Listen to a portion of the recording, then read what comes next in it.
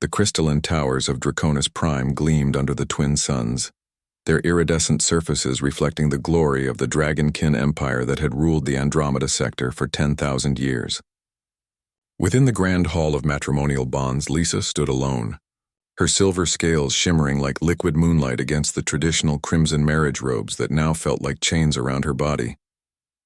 She was beautiful by any measure, tall and graceful, with scales that caught light in ways that made artists weep. But in Dragonkin society, silver was the color of dishonor, of genetic weakness, of bloodlines better forgotten. Her family had arranged this marriage to Lord Carthax, a golden-scaled warrior of high rank, hoping to salvage their reputation. Instead, Carthax had taken one look at her during the ceremony and walked away without a word, leaving her standing at the altar before 3,000 witnesses. The whispers had started immediately. The humiliation was complete. Lisa fled to the observation deck, a forgotten corner of the station where few ventured. The stars stretched endlessly before her, indifferent to her shame. She pressed her clawed hand against the transparent aluminum viewport, wishing she could dissolve into the cosmos and disappear. You know, where I come from, silver is considered precious.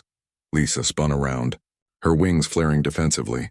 A human stood there, young, perhaps in his mid-20s by their reckoning, with dark hair and curious brown eyes. He wore the simple gray uniform of the human diplomatic corps, utterly out of place in this world of scaled magnificence.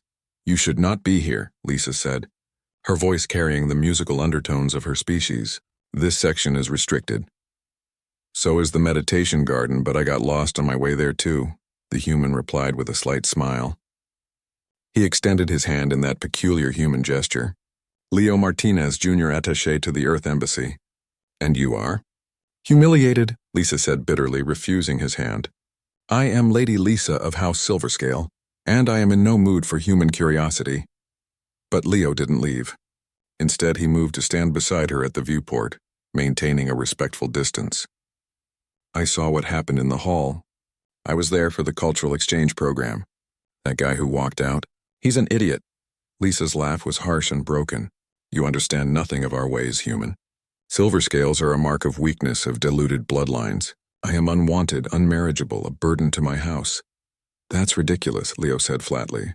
"You're one of the most striking beings I've ever seen, and I've visited 47 worlds in the past 3 years." "Striking?" Lisa turned to him, her eyes narrowing. "Is this some human attempt at mockery?" "No mockery," Leo said, meeting her gaze without flinching. "Something few beings dared to do with a dragonkin. I mean it. Your scales, they're like starlight made solid. Back on Earth, we'd say you look like you were carved from moonbeams. It's extraordinary." Lisa stared at him, searching for deception in his face. Humans were known for their duplicity, their inability to be read by empathic species. But his eyes held only sincerity and something else, admiration. "Why do you care?" she asked quietly. "What is a human doing at a dragonkin wedding anyway?" "Cultural exchange," Leo explained, leaning against the wall.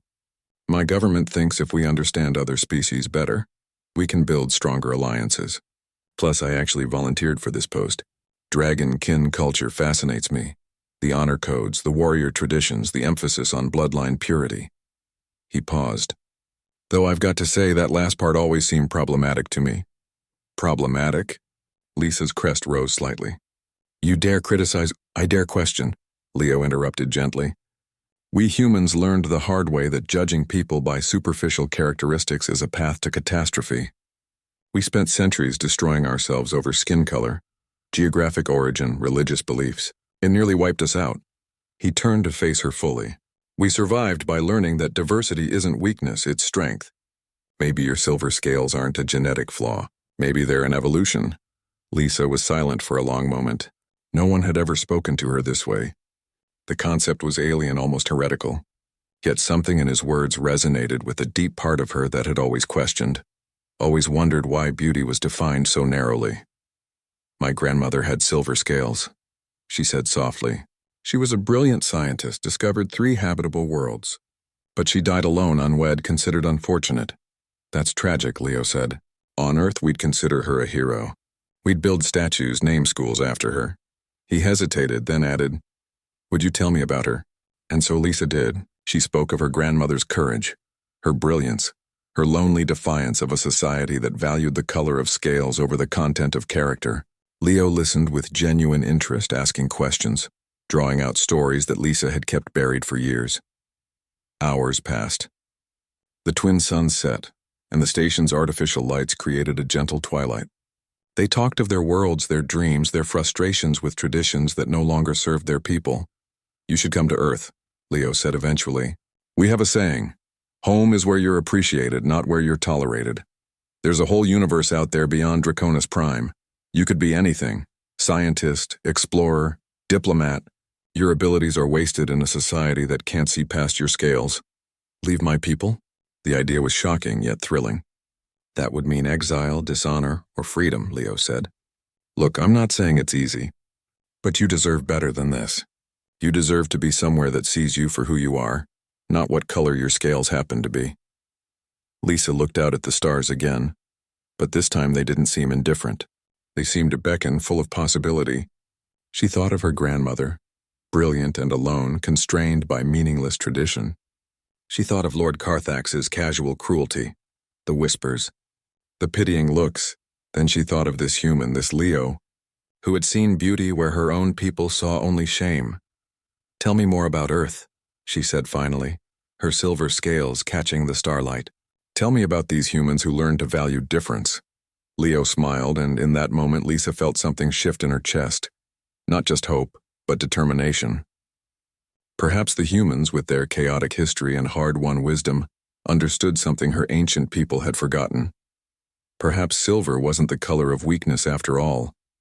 Perhaps it was the color of change, of evolution, of futures yet unwritten, and perhaps, just perhaps, being rejected by Lord Carthax was not the end of her story, but the beginning of something far more extraordinary.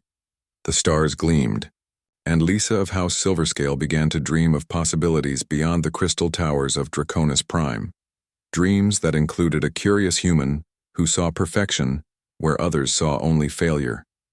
End.